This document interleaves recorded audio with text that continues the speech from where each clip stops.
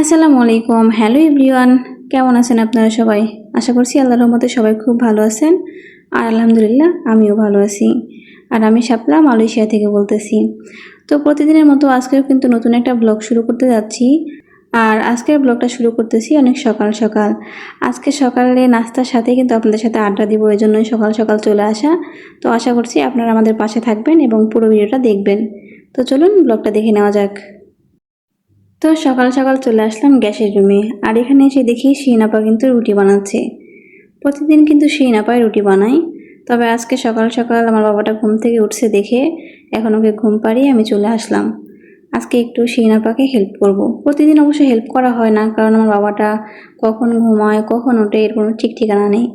তো দেখতে পাচ্ছেন রুটিগুলো কিন্তু মোটামুটি বানানো হয়ে গেছে, প্রায় শেষ পর্যায়ে চলে এসেছে। আর রুটির সাইজ কিন্তু সব একই রকম।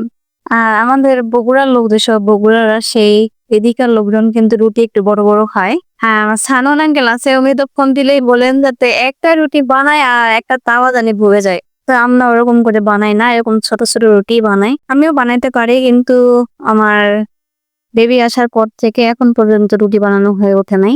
আমি একদিন রুটি বানাইও নাই, এখন পর্যন্ত সব সেই নাভাবে করতেছে। আর রুটিগুলোর সাইজ কিন্তু সব একই রকমই ছিল, দেখতেই পাচ্ছেন আপনারা। কিন্তু একটা কথা না বললে নয়, আমাদের বগুড়া, জয়পুরহাট, ইভেন রাজশাহীর লোকজনেরা কিন্তু একটু বড় বড় রুটি পছন্দ করে। আমার সানোয়ার আঙ্কেল আছে, উনি তো ফোন দিলেই বলে যাতে একটা বড় রুটি বানায় রাখি, একটা তাওয়া জানি ভরে যায়, আর একটা রুটি খেয়ে জানি ওনার পেট ভরে যায়। কিন্তু আমাদের দ্বারা এটা সম্ভব হয় না, আমরা সবসময় ছোট রুটি বানিয়ে থাকি। আমার বাবা জন্মগ্রহণ করার পর থেকে আমি কিন্তু এখন পর্যন্ত আর কোনো রুটি বানাই না। আর এভাবেই কিন্তু আমাদের সংসারটা চলে যাচ্ছে। আসলে সংসারে মিলেমিশে থাকতে গেলে এরকমই হয়ে থাকে। আর যদি কেউ বলে যে না আমি মিলেমিশে থাকতাম না, তাহলে কিন্তু রাখা যায় না। আমার সংসারে যাবতীয় কাজ সব কিন্তু সেই নাপাই করে থাকে। তবে ইদানিং একটু কাজ করা শুরু করে দিয়েছি, কারণ একার পক্ষে ওর দ্বারা সম্ভব হচ্ছে না। আর কতই করবে, একজনের দেখলেও তো মায়া লাগে যে এত কাজ করতেছে, নিজেরও কাজ করতে মন চায়। আর সবসময় শুয়ে বসে থাকতে কারই না খারাপ লাগে বলেন? আর কিছু কিছু লোকজন আছে যারা শুয়ে থাকতেই বেশি পছন্দ করে, তো ওদের কথা বলে লাভ নেই। তো সেই আবার বলতেছে এদিকে একটু দেখাইতাম আমাদের লাউয়ের চারা আর মিষ্টি কুমড়ার চারা। তো এখানে যখন আসলাম তখন একটা পিঁপড়া আমার এমন ধরছে বলার মতো না, ভাগ্যিস কামড় দিছে না। এত লাল পিঁপড়া এখানে।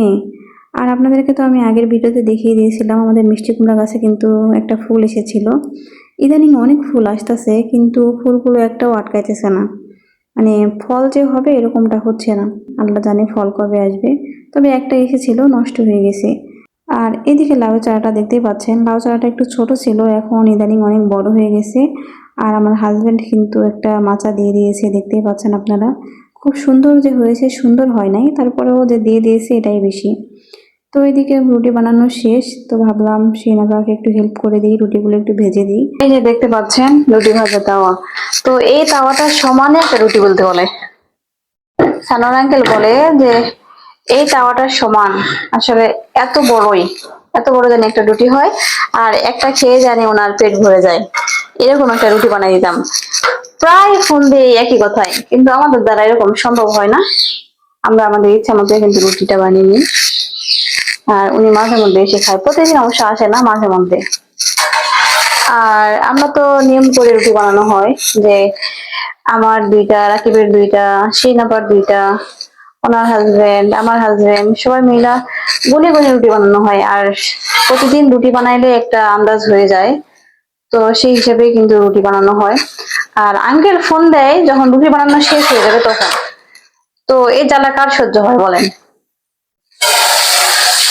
আর ফোন দিয়ে বলবে আমার জন্য একটু রুটি বেশি করে বানাই, আমার শরীর ভালো নয়, আমি কাজে যাইনি, এটা করিনি, এটা করিনি। তো এই অবস্থা। আর সেই না তো এমন একটা বান্দা, নিজের হাজবেন্ডের রুটি বোন জামাইক দিয়ে নিজের হাজবেন্ডকে দিবে সকাল সকাল ভাত খেতে। আমার দ্বারা এটা সম্ভব নয়, কারণ আমার কাছে আমার হাজবেন্ডই সবার আগে।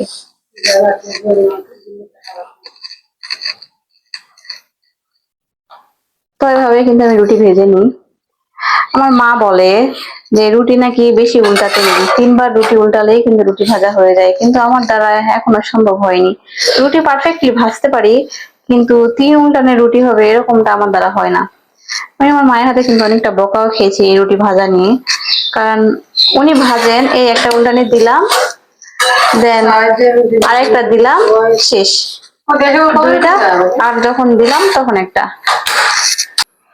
আর এই যে এপাশে হচ্ছে চা। আমি এদিকে রুটিতে একটু হেল্প করতেছি দেখে সিনা বাচ্চা উঠাই দিছে।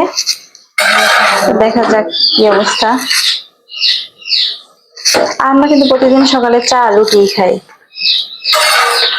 আর ওই পাশে সঙ্গীতাপুর রুমে যে টিয়া পাখিগুলো আছে এগুলো কিন্তু অনেক ডিস্টার্ব করতেছে। আপনারা সাউন্ড পাচ্ছেন কিনা জানি না, কিন্তু অনেক চিল্লাচিল্লি করতেছে। ওর ওখানে 5টা টিয়া পাখি আছে।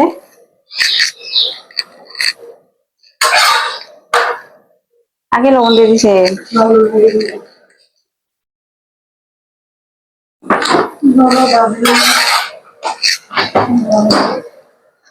তো এদিকে হচ্ছে রুটি, ওইদিকে হচ্ছে চা। তো এরকম হেল্প করলে একসাথে সবই হয়ে যায়।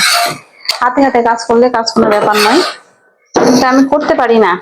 আমার সমস্যা এখন একটাই, আগে তো করছি, এমনটা নয় যে আগে করছি না, কিন্তু এখন আর পারি না, আমার হয়ে ওঠে না। কারণ আমার বাবাটা কখন ওঠে কখন ঘুমায় এর কোনো ঠিক ঠিকানা নেই। চা কিন্তু উঠাচ্ছে, কমে দিলাম।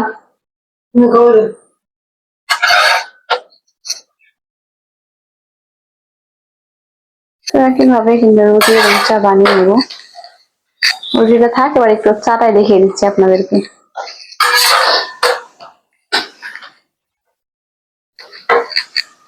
আর সেই নাম্বার কিন্তু চা পাতা আর লবণটা একবারে দিয়ে দিয়েছে। আমরা যারা বগুড়ার লোক আছি, জয়পুরহাট, রাজশাহী, এসব এই দিককার লোকজনদের তো চায়ের সাথে লবণ খায় না, কিন্তু আমাদের কুমিল্লার লোক যারা আছে তারা কিন্তু চায়ের সাথে লবণ খুবই পছন্দ করে। ইভেন প্রতিটা চায়ে কিন্তু তারা লবণ খায়।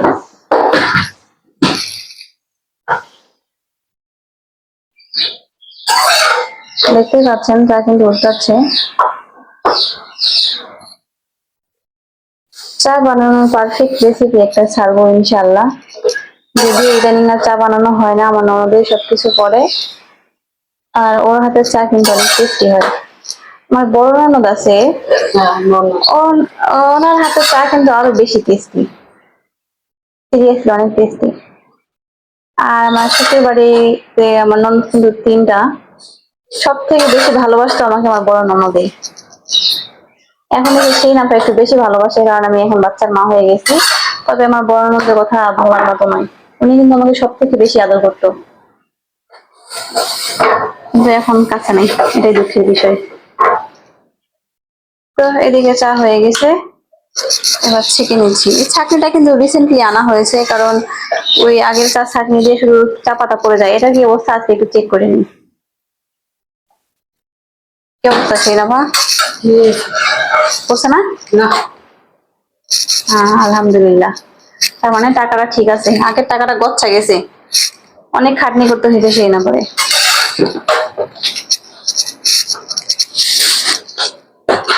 এবার চায়ে দিয়ে দিবে চিনি। চিনি আর দুধ দিলে কিন্তু কাজটা শেষ। আর এদিকে কিন্তু আমার রুটিও হচ্ছে, যে রুটিটা বসে আছে, রুটির ভাজা ভাত দিয়ে মনে হয় কথা বলতেছি না, রুটিও ভাজতেছি, এদিকে কথাও হচ্ছে। এবার দিয়ে দিচ্ছে গুঁড়া দুধ। আমরা কিন্তু গুঁড়া দুধের চাই খাই। আর গরুর দুধ আনা হয়, কিন্তু আমার মনে হয় যে গরুর দুধে মনে হয় ভেজাল থাকে। ওরা মনে হয় গুঁড়া দুধ মিশিয়ে দুধ বিক্রি করে, কারণ ইদানিং কয়েকদিন ধরে দুধ খাচ্ছি একদম এত বেশি ঘন। গরুর দুধ এত ঘন হয় কিভাবে বুঝতে পারি। চিনি দিয়ে দিচ্ছেন? চিনিটাকে আমি দেখাইছি, হয়তো বা ভুলে গেছি, জানি না। তো পরিমাণ মতো চিনি এবং দুধ দিয়ে এরকম নিলে কিন্তু চা রেডি। আর এই চাটা কিন্তু ফ্লাক্সে পুড়িয়ে রাখা হয়, কারণ আমাদের নাস্তা করার টাইম টেবিল ঠিক নাই। একজন এখন তো একজন আধা ঘন্টা পরে এরকম করে উঠতে থাকে। তো সেই না এবার এগুলো ফ্লাক্সে পুড়িয়ে রাখবে।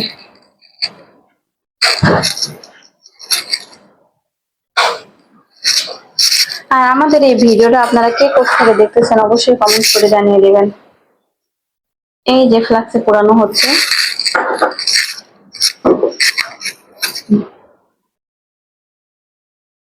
চাটা ফ্লাক্সে পোড়ানো হচ্ছে। আর এই ফ্লাক্সটা আমি কিনেছিলাম যখন আমি আমার বাচ্চা ডেলিভারি হওয়ার জন্য হাসপাতালে যাব, ঠিক সেই সময়টাতে।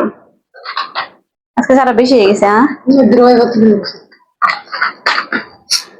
আর ওই যে নতুনটা তো এই জন্য না, আর প্রতিদিন কিন্তু চা সমান সমান হয়, আজকে একটু চা বেশি হয়ে গেছে।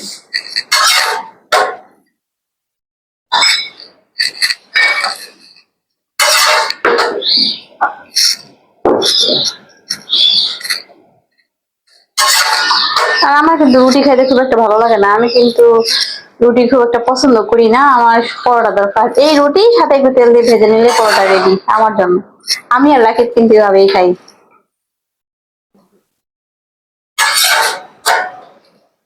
আজকের ভিডিওটা যদি আমার মা দেখে তাহলে বলবে যে সত্যি সত্যি কতগুলো উল্টাই দেই, কতবার উল্টাই আমি রুটি।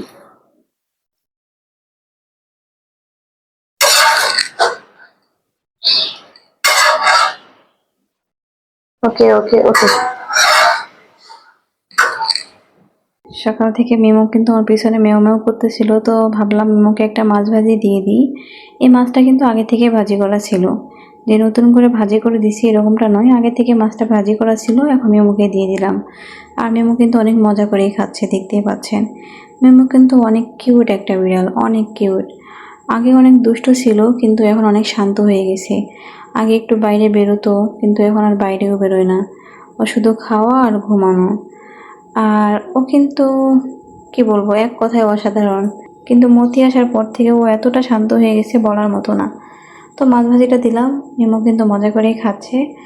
আর এদিকে দেখতেই পাচ্ছেন কিছুটা রুটি রেখে দিয়েছি, এগুলো আমার হাজব্যান্ড এবং রাকিবের জন্য, ওরা যখন ঘুম থেকে উঠবে তখন ভেজে দিব।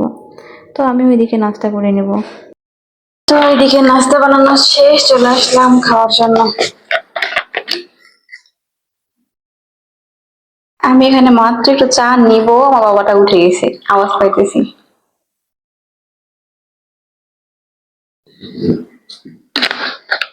এই হচ্ছে বাচ্চা কাচ্চা হওয়ার পরে খাবারের রুটিন।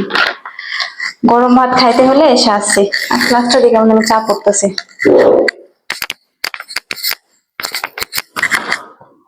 আমার sayang, sayang, sayang.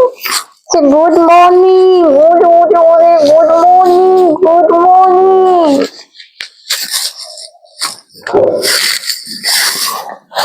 বাবা, এই যে বাবাটার ঘুম ভেঙে গেছে। বাবা, all them say A, B, C, D. In the morning, brush your teeth. Morning, morning now. Clean your mouth, baby. Mama sayang. Mama eat or not? Baby, sudah makan? Sudah makan?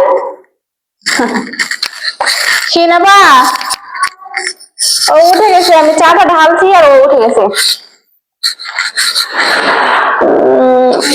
মামা, মামা sayang. Apa?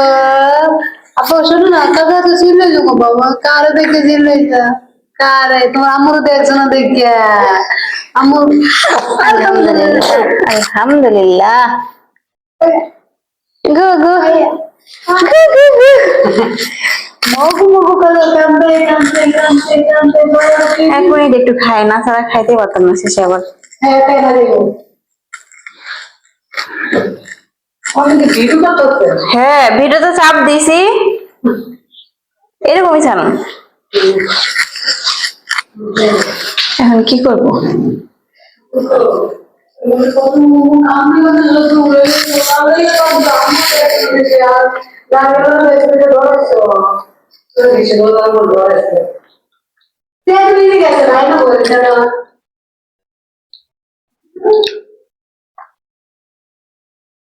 আগে তাহলে দশ আগে আগে মারা গেল না মাস্তে ধরেছো সাইমিন বাবা বলতেছিল কোন আছে রে সে দুদিন ধরে কল দেয় না। না বলতে তো আমি বিজি বলে কারণ হলো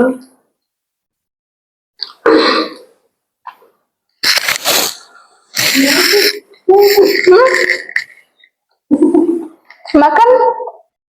Enggak makan? Hmm.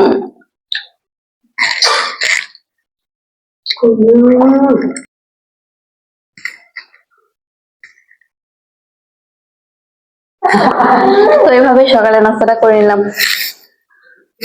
বাই। আজকের ভিডিওটা অনেক লং হয়ে যাচ্ছে বলে আজকে এখানেই শেষ করে দিচ্ছি, আর দ্বিতীয় পার্টটা কালকে দিব ইনশাল্লাহ।